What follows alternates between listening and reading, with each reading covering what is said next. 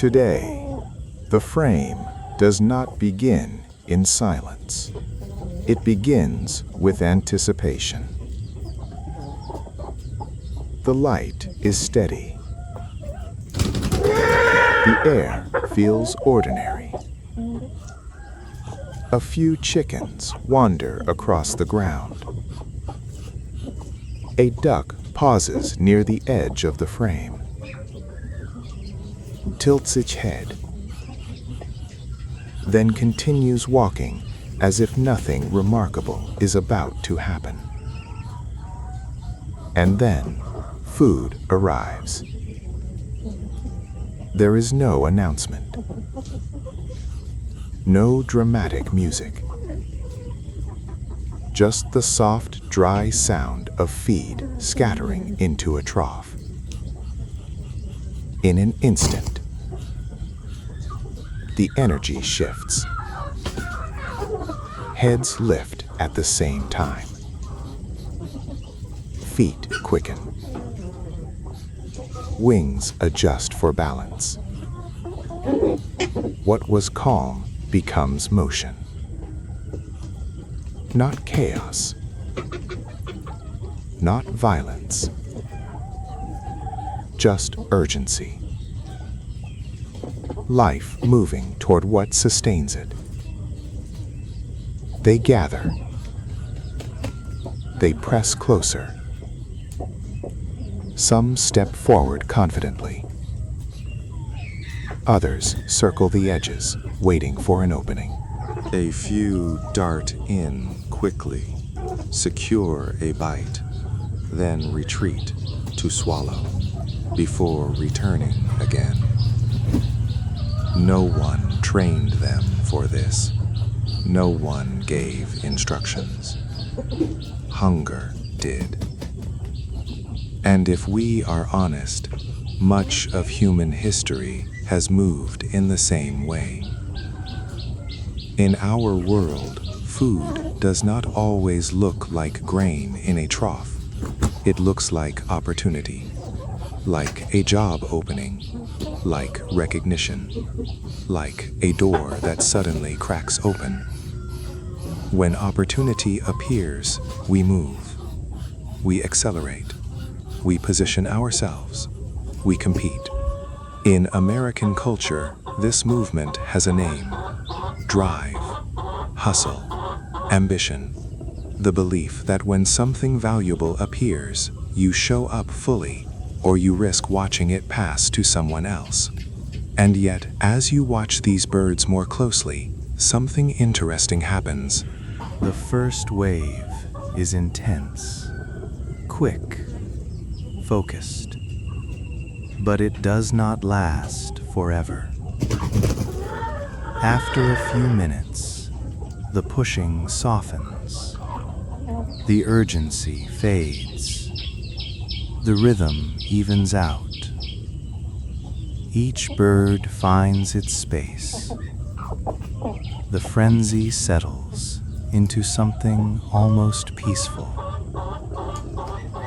Scarcity creates speed. Sufficiency creates calm. When we believe there is not enough, we tighten.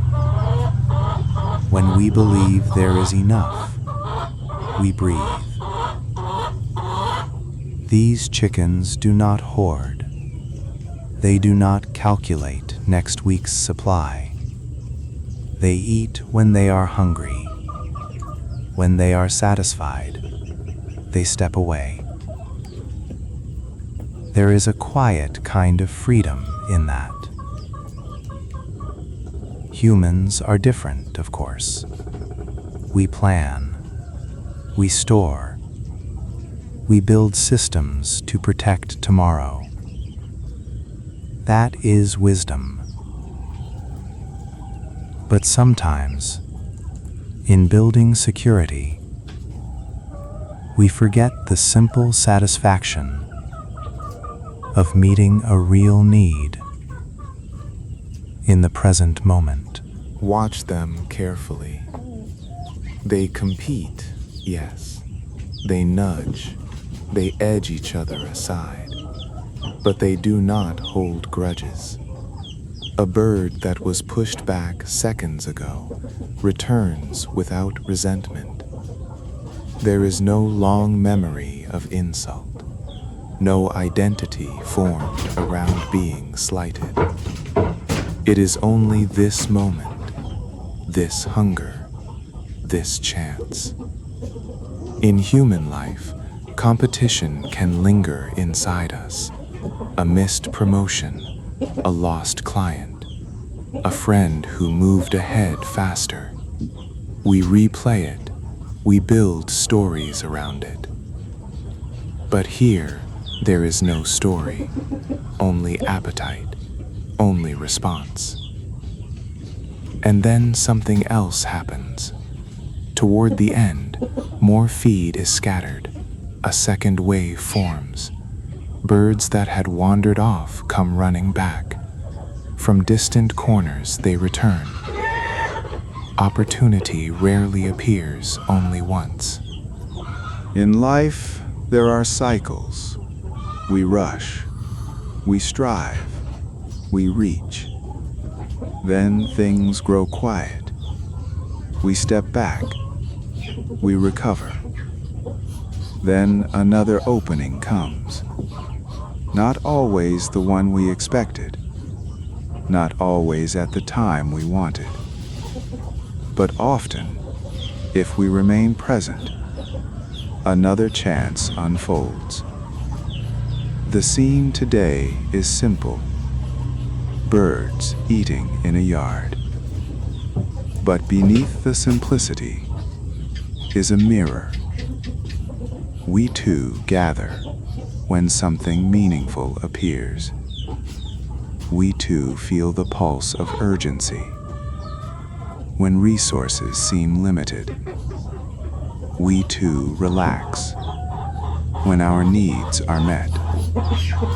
The question is not whether we compete. The question is why. Are we moving from genuine need or from imagined fear? These birds compete because they are hungry, not because they want status, not because they want to prove superiority, not because they want to be seen. When you know what you truly need, your striving becomes cleaner, quieter, less dramatic. Competition itself is not the enemy of peace. It is simply energy directed toward survival and growth. The difference lies in whether that energy hardens us or sharpens us. As the food diminishes, the flock slowly disperses again. No permanent winners, no permanent losers, just another day completed.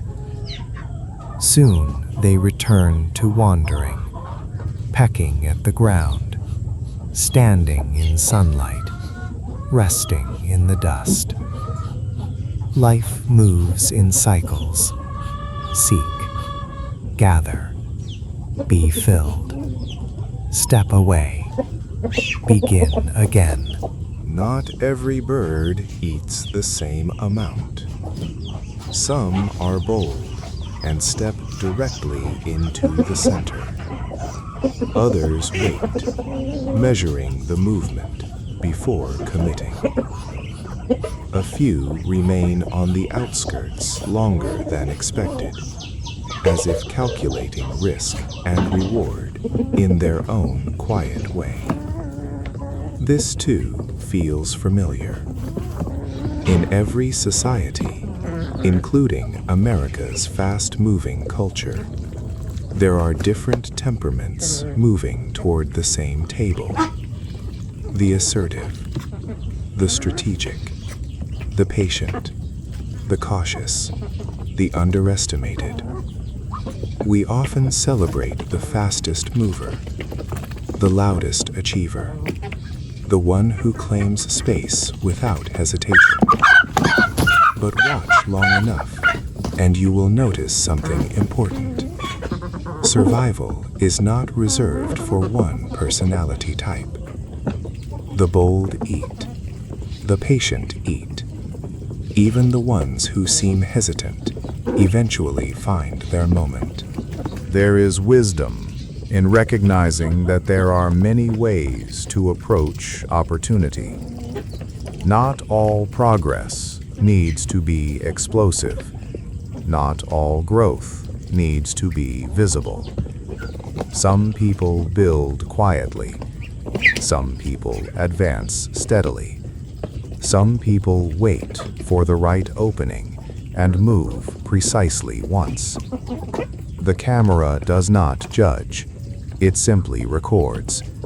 And in that neutral witnessing, we see truth more clearly. Another thing becomes clear as the minutes pass. The energy of the group rises and falls together. When the first handful of feed hits the ground, the entire flock reacts almost instantly. One movement triggers another. One shift creates a ripple. Human beings are not so different. Markets surge because people move together. Trends form because attention gathers in clusters. Even emotions can spread across a room without a word being spoken. We influence each other constantly. A single person's urgency can amplify the urgency of others. A single person's calm can stabilize a group. Look at the birds again. When the most frantic movements slow down, others slow down too. The collective mood adjusts. In your own life, you might ask, what kind of energy do I contribute when opportunity appears? Do I bring clarity or panic? Confidence or fear? Energy is contagious. And often, leadership is less about control and more about emotional temperature. Then there is the sound. The steady tapping of beaks against grain. The shuffling of feet in dry soil. Occasional wing flutters. It is not loud in a dramatic sense. It is textured, layered, alive. This is what effort sounds like. Not glamorous, not cinematic.